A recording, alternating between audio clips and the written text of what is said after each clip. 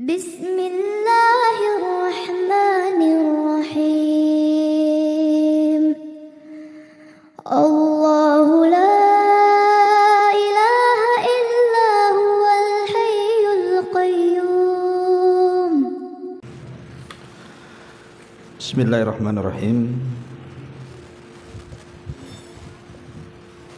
Assalamualaikum warahmatullahi wabarakatuh. Alhamdulillah wassalatu wassalamu ala Rasulillah wa ala alihi wa sahbihi wa mawalah wa la hawla wa la quwwata illa billahi wa ba'du. Alhamdulillah, segala puja dan puji hanya milik Allah subhanahu wa ta'ala. Salawat dan juga salam tetap kita hadiahkan kepada Rasul kita Nabi besar Muhammad sallallahu alaihi wa ala alihi wasallam. Kita lanjutkan kajian kita, masih membahas kitab Bahjah Qulubil Abrar, karya besar dari Syekh Abdurrahman Ibn Nasir As-Sa'di rahimahullahu ta'ala, dan kita masuk pada hadis ke-57, bicara tentang keutamaan orang yang berijtihad. Kita baca hadisnya. An Abdullah ibn Amrin wa Abi Hurairah radhiyallahu anhuma qala qala Rasulullah sallallahu alaihi wasallam, idza hakamal hakim fajtahada wa asaba falahu ajran, wa idza hakama fajtahada fa akhta'a falahu ajrun wahidun, muttafaqun alaihi. Dari sahabat Amr ibn As dan Abu Hurairah radhiyallahu anhu. Dua sahabat ini adalah dua sahabat yang sangat berjasa dalam Islam, karena dua sahabat ini terkenal dua sahabat yang menjaga hadis Nabi sallallahu alaihi wasallam. Adapun Abdullah ibn Amr ibn As, dia jaga sunnah Rasul dengan catatannya. Adapun Abi Hurairah radhiyallahu anhu, dia menjaga hadis dengan hafalannya. Jadi yang satu mencatat, yang satu menghafal, dan dua-duanya berada di peringkat teratas di dalam mencatat dan menghafal periwayatan yang bersumber dari Nabi sallallahu alaihi wasallam. Bahkan Abu Hurairah radhiyallahu anhu pernah mengatakan, tidak ada yang menandingi soal hafalan hadis dari Nabi sallallahu alaihi wasallam kecuali diriku, kecuali Abdullah ibn Amr, karena dia mencatat hadis sementara aku yang menghafalnya. Lah kedua sahabat ini, Abdullah ibn Amr ibn As, yang dikenal bukan hanya pencatat hadis Rasul tetapi juga ahli dalam ibadah, ahli dalam qiraatul Quran, qiyamul lail, bahkan berpuasa, di mana tiga ibadah ini betul-betul didawamkan oleh sahabat Abdullah ibn Amr ibn As ini. Apa yang dikatakan beliau? Beliau mengatakan bahwa Nabi sallallahu alaihi wasallam bersabda, jika seorang hakim, seorang mujtahid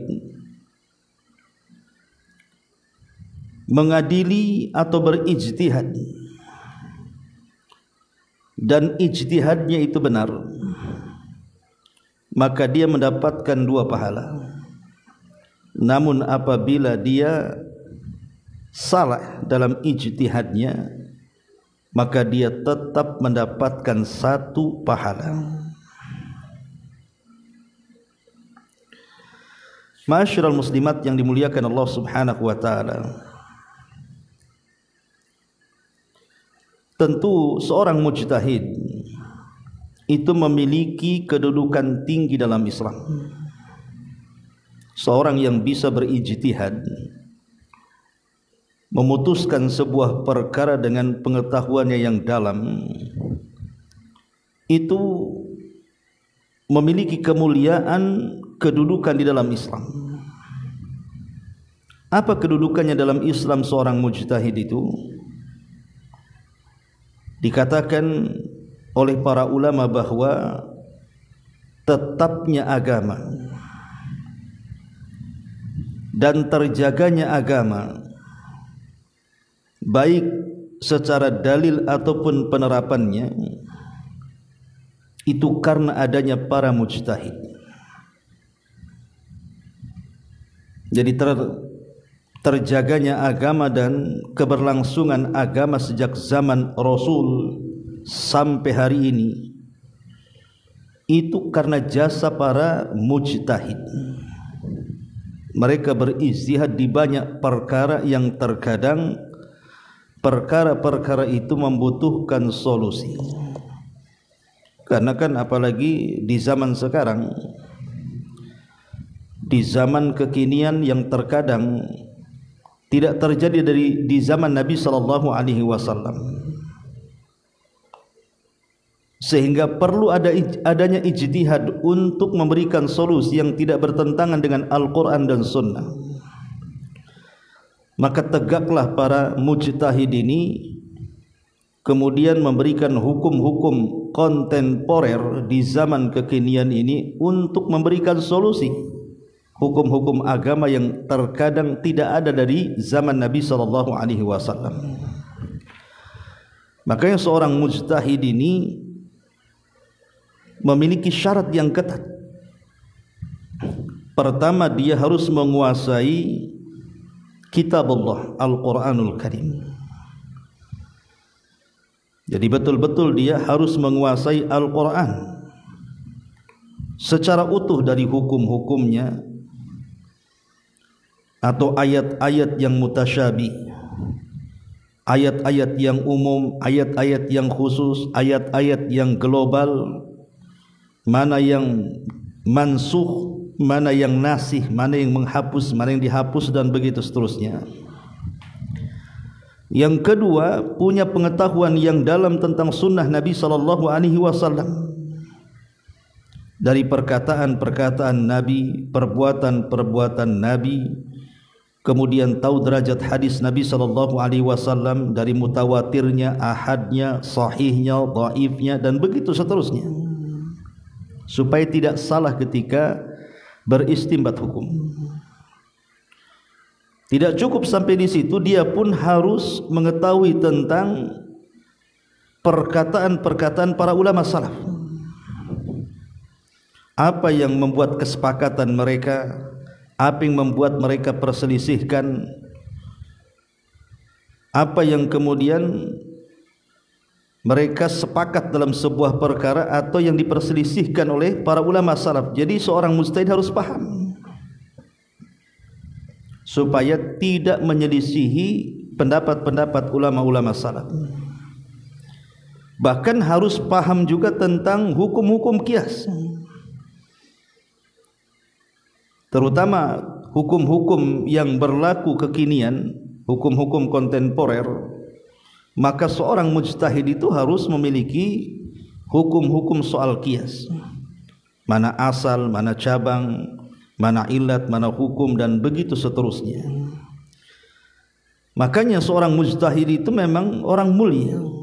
Tidak sembarang orang bisa menjadi seorang mujtahid, karena dia harus menguasai Quran dengan utuh, menguasai sunnah dengan seluruh perbuatan Nabi, perkataan Nabi, penetapan Nabi, belum lagi kemudian derajat-derajat hadis Nabi, dari sahihnya, dari lemahnya, dari mutawatirnya, dari ahad, dan begitu seterusnya. Kemudian juga memahami perkataan ulama salaf dulu supaya tidak bertentangan ketika dia berijtihad, dan bisa mengkias hukum-hukum dahulu dengan yang sekarang. Lah karena begitu mulia pengetahuan para mujtahid ini, makanya tadi saya katakan di awal, wajar kalau seandainya seorang mujtahid ini dia mengendalikan tetapnya agama dan keberlangsungan agama sejak zaman Rasul sampai hari ini, bahkan sampai kiamat dibangkitkan. Wajar kalau Nabi SAW di sini memberikan pahala kepada mereka para mujtahid, walaupun pendapat ijtihad mereka terkadang salah.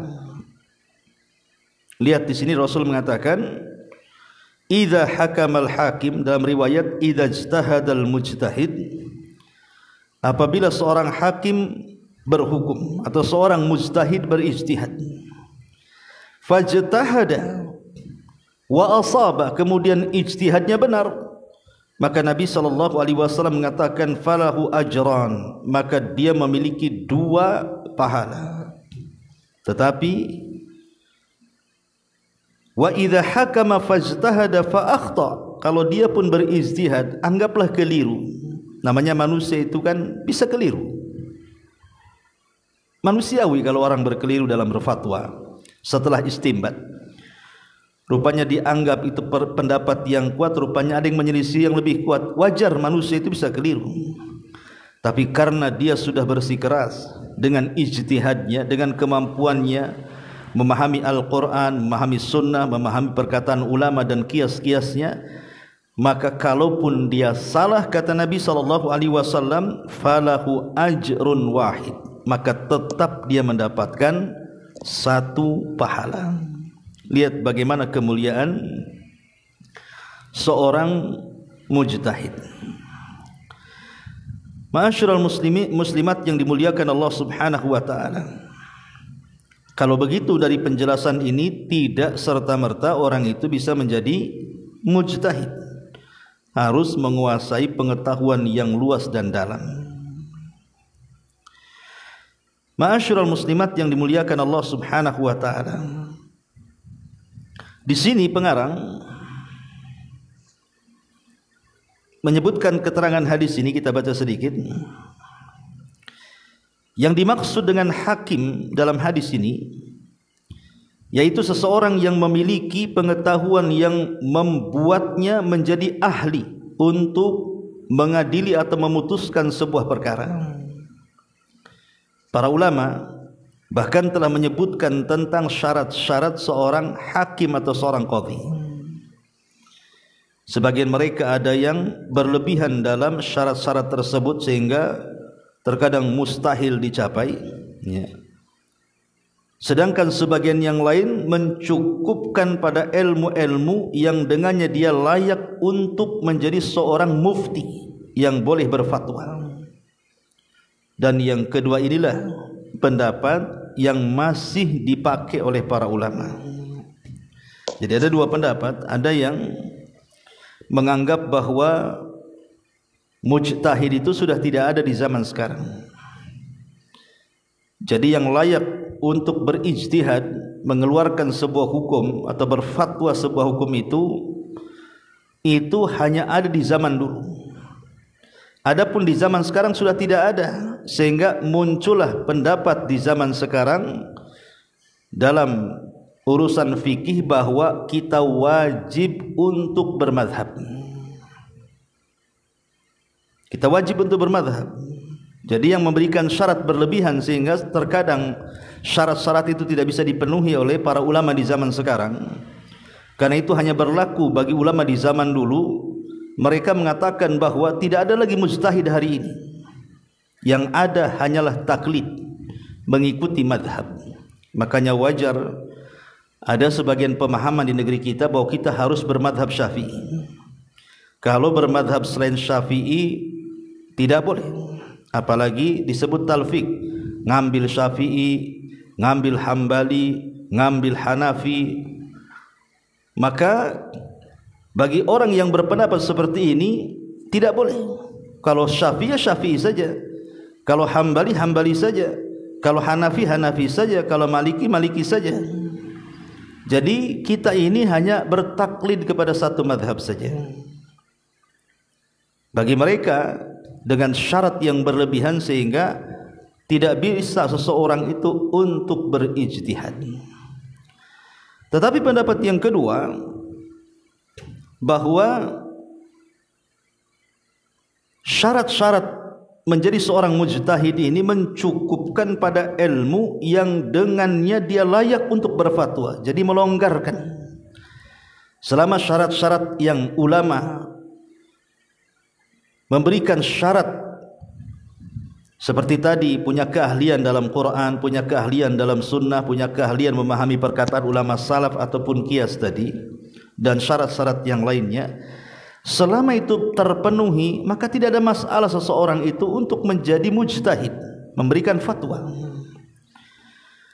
Maka bagi yang melonggarkan bahwa kemungkinan ada mujtahid mutlak umpamanya kan, maka seseorang tidak harus kemudian panati kepada satu madhab. Jadi seseorang tidak harus mesti panati kepada satu madhab. Boleh kita mencomot madhab Syafi'i umpamanya, dalam pendapat ini madhab Maliki, dalam pendapat itu madhab Hanafi, dalam pendapat yang lainnya madhab Hambali, dalam yang lainnya lagi, selama dalil-dalilnya kuat. Jadi dilihat dari dalilnya, bukan dari pendapat madhabnya. Dilihat, oh dalam masalah ini memang saya seorang Syafi'i, tapi dalam masalah yang lain nampaknya Hambali lebih kuat dibandingkan Syafi'i dalam pendapat ini.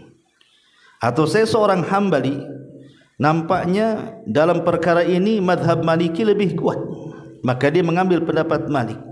Jadi dia hanya mengikuti pendapat yang kuat saja. Dan inilah kata Syekh Abdurrahman As-Sa'di rahimahullahu ta'ala, pendapat yang kedua inilah yang lebih utama, dan ini juga yang dikuatkan oleh Imam Ibn Taimiyah rahimahullahu ta'ala.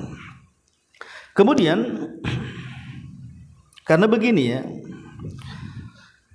kalau seseorang kemudian mengambil pendapat yang pertama dengan adanya syarat-syarat yang terlampau berlebihan sehingga tidak mungkin ada mujtahid lagi di zaman sekarang, karena mujtahid itu ada di zaman dulu, itu akan menimbulkan penyakit yang disebut dengan taklid buta. Taklid buta. Dan taklid buta ini sangat berbahaya, karena dia akan mempertahankan pendapatnya dan akan menyerang pendapat yang lain.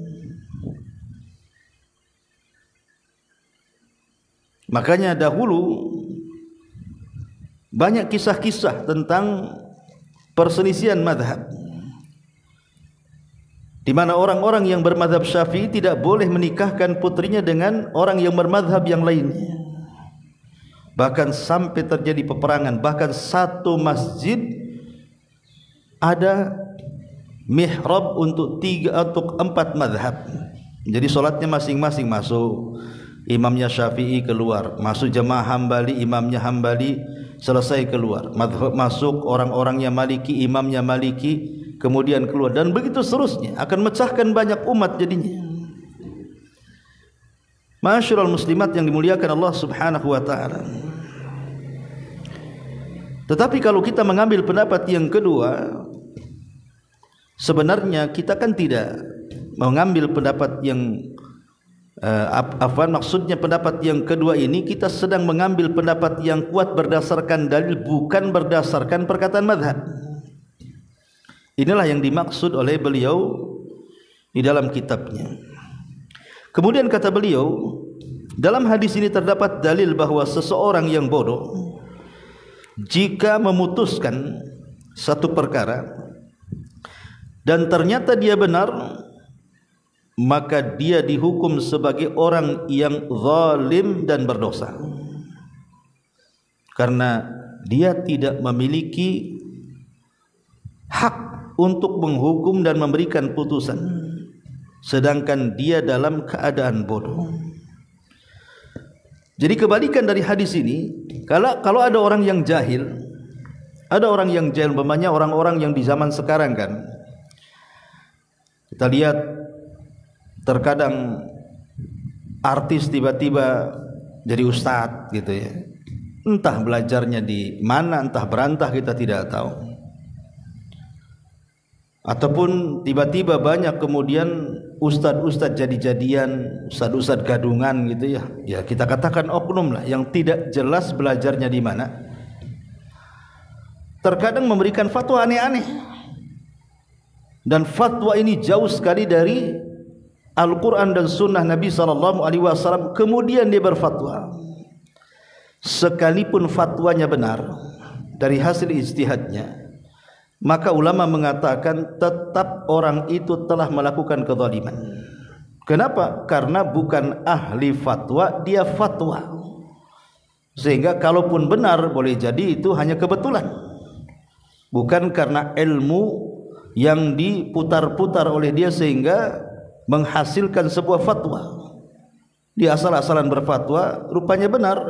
Sebenarnya boleh jadi itu hanya kebetulan benarnya, tapi dia sedang berlaku zalim. Karena dia bukan orang yang layak berfatwa, dia berfatwa. Dia bukan orang yang layak memutuskan seorang mujtahid, dia seolah-olah seorang mujtahid kemudian berijtihad. Makanya ada perkataan, man fassara al-Qur'ana bi ra'yihi fa asaba faqad akhta. Siapa yang mentafsirkan Al-Quran dengan akalnya, kok benar pula tafsirnya, maka tetap salah. Tetap salah. Orang yang mentafsirkan Al-Quran dengan akalnya, sekalipun benar tetap salah. Karena bukan ahli tafsir, dia mentafsirkan Quran. Boleh jadi mungkin satu perkara dia benar, tapi perkara yang lain justru lebih banyak salahnya. Makanya beliau mengatakan seperti ini di sini, bahwa dalam hadis ini terdapat dalil seseorang yang bodoh jika memberikan sebuah keputusan, walaupun dia benar, tetap dikatakan zalim, bahkan berdosa. Kenapa? Karena bukan ahlinya dia berfatwa, tiba-tiba mengeluarkan fatwa. Dan kita tahu bahwa perkataan yang bersumber dari orang jahil itu kebanyakan penuh dengan keajaiban. Aneh kata-katanya, aneh hukum yang diistimbatkannya. Kemudian kata beliau, hadis ini juga menunjukkan bahwa seorang hakim itu harus berijtihad. Dan ijtihad itu ada dua macam kata beliau. Pertama, ijtihad dalam mengkompromikan antara perkara yang sedang diperselisihkan dengan hukum syariat. Jadi ada sebuah perkara diperselisihkan, tidak ada di zaman Nabi SAW. Maka yang diperselisihkan ini oleh seorang mujtahid harus diteropong kepada Al-Quran dan Sunnah. Kemudian diambil istimbatnya, baru dikeluarkan hukumnya. Sehingga ketika terjadi penyelesaian dari sebuah perkara yang diperselisihkan itu tidak jauh daripada Al-Quran dan Sunnah, dan tidak menyelisihi Al-Quran dan Sunnah Nabi SAW.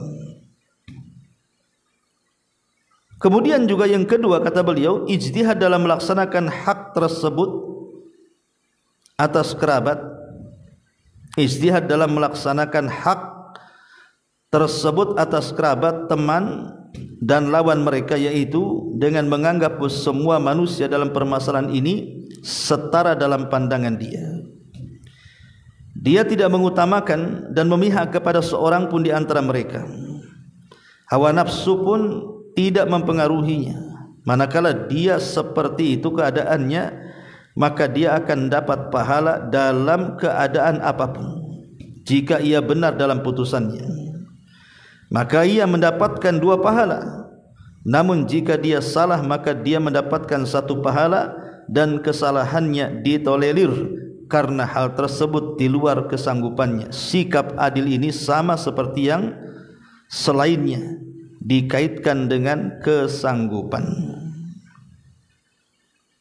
Jadi ketika seorang hakim mengadili, di depannya ada orang-orang yang sedang diadili, rupanya orang-orang yang sedang diadili depannya itu mungkin satu tetangga, satu kerabat, satu mungkin orang jauh gitu ya.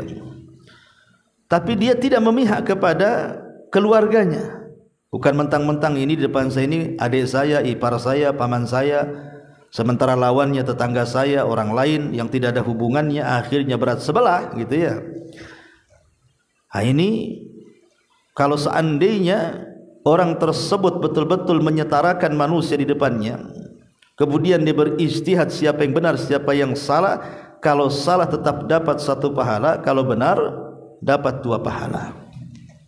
Karena dia telah menegakkan keadilan.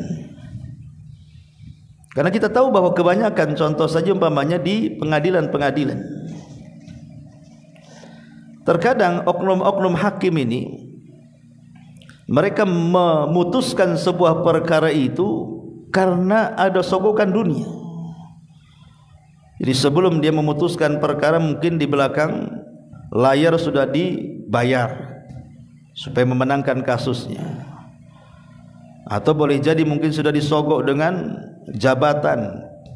Akhirnya ketika dia menghukum, maka dia akan berhukum sesuai yang dikehendaki siapa yang membayarnya. Atau boleh jadi itu keluarganya.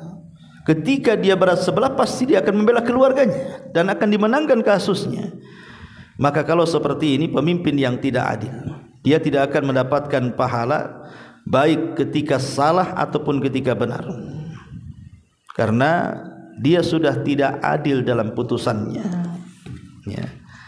Kemudian kata beliau, adapun perbedaan antara hakim yang berijtihad dan yang mengikuti hawa nafsu, yaitu adalah bahwa seorang hakim yang benar-benar telah melaksanakan perintah Allah, berupaya beriktikad baik dan bersungguh-sungguh, dan secara zahir dia memerintahkan untuk meyakini sesuatu yang menurut pandangannya sesuai dengan dalil atau bukti, berbeda dengan yang mengikuti hawa nafsu karena ia berbicara tanpa ilmu dan tanpa adanya i'tikad baik. Inilah yang dikatakan Syekhul Islam Ibnu Taimiyah rahimahullahu ta'ala. Jadi ada 2 perbedaan antara hakim yang betul-betul dikategorikan mujtahid dengan hakim yang mengikuti hawa nafsu. Kalau hakim yang betul-betul seorang mujtahid, ya dia akan mengikut kepada Al-Quran dan Sunnah, dia tidak akan mengikuti hawa nafsunya. Tapi kalau hakim yang mengikuti hawa nafsu, maka dia akan berhukum terkadang lari daripada Al-Quran dan Sunnah Nabi SAW. Kemudian beliau mengatakan dalam hadis ini juga terdapat dalil tentang keutamaan seorang hakim yang memiliki sifat ini. Dia akan memperoleh pahala atas setiap perkara yang dia putuskan dengan adanya sifat tersebut. Oleh karena itulah pengadilan termasuk fardu kifayah yang paling agung. Karena seluruh hak yang ada di antara manusia sangat berhajat kepada seorang hakim ketika terjadi perselisihan atau ketidakjelasan. Maka wajib bagi seorang hakim untuk bersungguh-sungguh dalam mewujudkan ijtihad ini, sehingga dengannya dia akan bebas dari beban kewajiban dan memperoleh kebaikan serta pahala yang sangat besar. Ma'asyiral muslimat yang dimuliakan Allah Subhanahu wa taala. Masalahnya kalau ada orang bertanya, "Ustaz, saya ini orang awam. Tentu tidak bisa saya ini berijtihad. Ya saya harus bertanya kepada ustaz dan saya ikuti pendapat ustaz. Berkata kepada para ulama, meminta fatwa para ulama dan saya mengikuti fatwanya." Bagi orang-orang awam, bagi orang-orang awam tidak ada masalah. Ya. Selama orang-orang awam itu berusaha untuk bertanya. Jadi orang awam yang tidak bisa mengetahui hukum dengan dirinya sendiri, maka memang dia wajib bertaklid. Gimana caranya kecuali bertaklid lah, ngikut orang. Ya, tapi syaratnya harus bertanya. Bukan apa kata orang dia ikut. Orang mengatakan sesuatu dia ikut berkata. Orang mengerjakan sesuatu dia ikut mengerjakan. Bukan itu. Ya, walaupun dia orang awam, tetap kewajiban dia taklid, tapi dengan cara bertanya kepada orang alim. Fas'alu ahla dzikri in kuntum la ta'lamun. Maka tanyakanlah olehmu kepada orang-orang yang punya pengetahuan jika kamu tidak mengetahui. Lah, orang-orang awam seperti ini dianjurkan untuk memilih orang yang lebih utama keilmuannya dan kewaraannya. Jadi pamannya ibu tidak punya pengetahuan. Di Batam ini banyak ustadz, banyak kiai, banyak para tuan-tuan guru yang berdakwah. Ya, ibu bisa bertaklid kepada salah satu dari mereka. Orang-orang awam ya maksudnya ya. Boleh kemudian kita memilih. Oh, nampaknya ustadz yang ini keilmuannya lebih. Kemudian waroknya juga ada. Sementara yang sana nampaknya kalau ditanya kadang kurang memuaskan. Kemudian kurang warok, akhlaknya tidak bagus ya. Maka dia boleh kemudian memilih berdasarkan keyakinan dia mengikuti seseorang itu karena lebih dari segi keilmuannya dan lebih dari segi kewaroannya. Umpamanya ada seseorang awam mendengar seorang alim mengatakan perhiasan itu wajib dizakatkan. Kemudian dia juga mendengar ada orang alim lainnya mengatakan perhiasan itu tidak wajib dizakatkan. Di sini orang awam kan dihadapkan dengan dua pendapat yang kontradiktif. Yang satu mengatakan dizakati, yang satu mengatakan tidak dizakati. Kan bingung orang awam ini. Karena dua-duanya yang mengatakan seorang alim menurut dia. Ya. Maka dia boleh memilih salah satunya, tetapi hendaknya bertaklid kepada yang lebih dekat dengan kebenaran karena keilmuan dan kewaraannya. Tidak sembarang memilih orang. Oh, saya milih inilah. Kenapa milih ustaz ini? Ini yang ini tampan orangnya. Yang ustaz ini jelek. Bukan. Atau yang ini nampaknya ustadznya ya bolehlah katanya. Yang itu kayaknya nengok saja saya tidak suka. Jadi bukan karena hawa nafsu. Oh ya ini saya suka ustadznya nih. Ini ustadznya kaya nih. Yang satu miskin. Ya. Saya cari ustadz yang kaya aja lah, biar bisa pinjam uang juga sekalian. Jadi bukan masalah itu kita memilih untuk mengikuti salah satu dari sekian banyak ustadz dari fatwa-fatwa. Kan ibu kadang-kadang mungkin ngaji di sini ustadznya kalau ibu ditanya hukumnya ini kok ustadz ini lain, kok kalau ngaji di sini kok jawabannya lain pula gitu ya. Maka ibu harus cari yang mana yang menurut keyakinan ibu dia lebih alim dan lebih wara, maka ikuti dia. Nah, itu kalau taklid seperti ini tidak mengapa. Ya, kalau memang seorang awam yang tidak mengetahui hukum satu masalah, maka dia bisa bertaklid kepada orang yang menurut dia jauh lebih alim dibandingkan orang-orang alim yang lainnya. Itu kewajiban orang awam ya.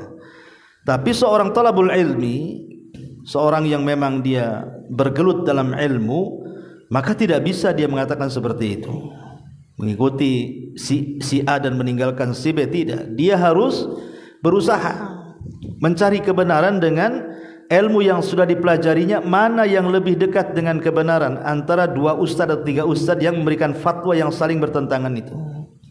Karena seorang penuntut ilmu pasti lebih paham. Ini jawabannya memuaskan, yang itu tidak memuaskan. Karena orang thalabul ilmi kan sedikit banyak dia belajar ilmu. Ilmu usul fikih, usul tafsir, usul hadis gitu ya, bahasa Arab dan begitu seterusnya, sehingga sedikit banyak ada gambaran. Dan biasanya ketika ada dua syekh, dua ulama berfatwa gitu kan, dan dia seorang thalabul ilmi, maka terkadang ada kepuasan kepada fatwa-fatwa syekh tertentu dan tidak merasa puas dengan fatwa syekh yang lainnya. Jadi dia bisa menentukan mana yang lebih dekat dengan dalil. Tapi kalau orang awam kan tidak bisa. Cukup menurut keyakinannya mana yang lebih alim dan lebih waras saja kan itu. Jadi ini harus dipahami tentang hadis ini. Kembali bahwa hadis ini menjelaskan kepada kita tentang keutamaan orang yang berijtihad. Dan ini berlaku juga kepada seorang hakim yang ada di pengadilan. Hadis ini juga berlaku kepada seorang pemegang hukum di pengadilan. Karena kita tahu bahwa seorang hakim yang berhukum di pengadilan itu kan dia memutuskan apa yang ia dengar dan apa yang ia lihat. Karena terkadang umpamanya ada dua orang yang berselisih, Bu. Yang satu dia datang badannya ke pengadilan, yang satu tidak datang badannya tapi dia mewakilkan ke pengacaranya. Terkadang kalau kita tidak mampu bersilat lidah, walaupun di atas kebenaran bisa salah, bisa disalahkan oleh hakim ketika seorang pengacara yang ahli dalam ngomong kemudian dia bersilat lidah, terkadang dia yang salah pun bisa benar tuh di dunia pengadilan itu. Makanya Nabi SAW ketika berhukum kepada dua orang yang berselisih kemudian memenangkan salah satunya, maka Nabi SAW mengatakan, boleh jadi di antara kalian berdua ada yang lebih cakap dalam bicara, sehingga aku hanya berhukum secara zahir. Adapun kalau yang bercakap dalam bicara itu dia mengikuti hawa nafsunya, hanya ingin mencari pembenaran, maka silahkan tempat duduknya di neraka, bukan urusanku, kata Nabi SAW. Jadi ini juga berlaku. Makanya orang-orang yang mereka duduk di kursi-kursi pengadilan, mereka orang-orang mulia. Mereka orang-orang mulia karena mereka lah yang memberikan ketenangan kepada orang-orang yang datang meminta keadilan. Masalahnya banyak sekali orang-orang yang datang ke kantor pengadilan, keluar dari kantor pengadilan tidak dapat keadilan. Terkadang yang salah jadi benar, yang benar pula jadi salah. Karena kalau salah dalam memutuskan, maka berapa banyak orang-orang yang tidak bersalah masuk penjara. Berapa banyak orang-orang yang tidak bersalah akhirnya dihukum mati.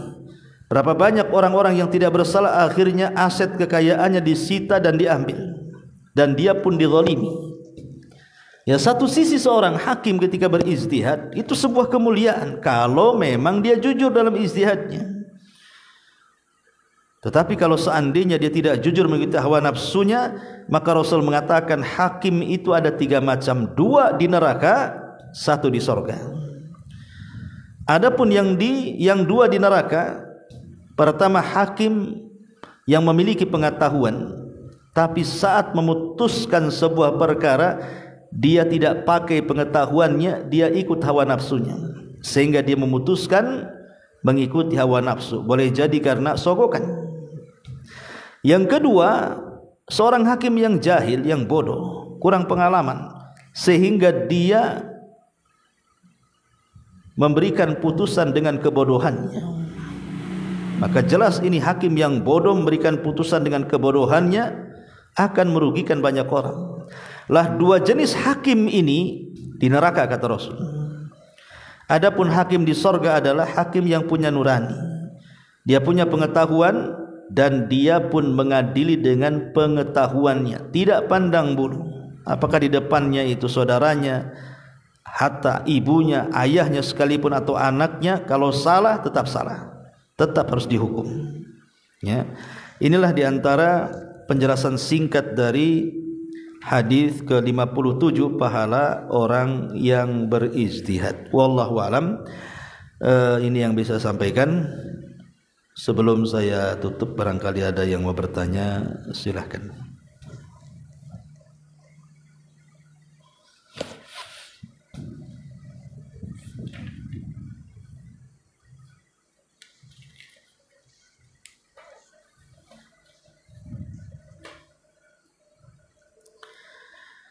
Baik, kalau tidak ada, kita tutup dengan doa kafaratul majlis.